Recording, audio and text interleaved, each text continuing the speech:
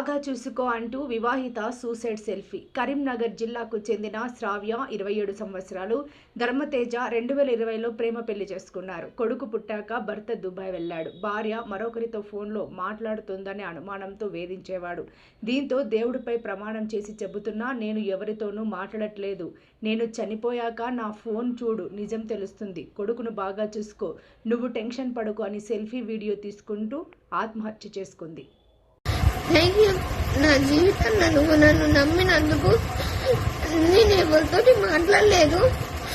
నేను దేవుని సాక్షిగా చెప్తున్నా, నా కొడుకు సాక్షిగా చెప్తున్నా, మా అమ్మ సాక్షిగా చెప్తున్నా, నీ మీద సాక్షిగా చెప్తున్నా.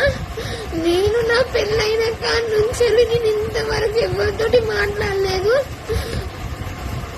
నీకు దండము, నమస్కారము. నేను ఎవ్వరితోటి మాట్లాడలేదు. ఇప్పుడు నేను నిజంగా చెప్తున్నా, నేను ఏ ముక్కలతోటి కూడా నేను ఫోన్ మాట్లాడలేదు.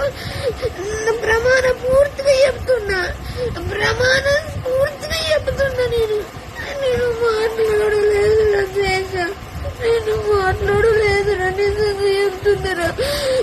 నా కొడుకును మంచిగా చూసుకో రజేష, నా కొడుకు ఇవ్వలేదు రజేష.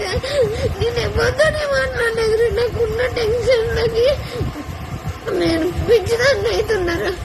నువ్వు ఇంకా పెద్ద టెన్షన్ పెట్టిను. నేను ఎవరితోనే మాట్లాడలేదురా. నేను నిజంగా చెప్తున్నా, అమ్మ తోడు, దేవుని తోడు, నా కొడుకు తోడు, నేను ఎవరితోటి మాట్లాడలేదు. చచ్చిపోతా.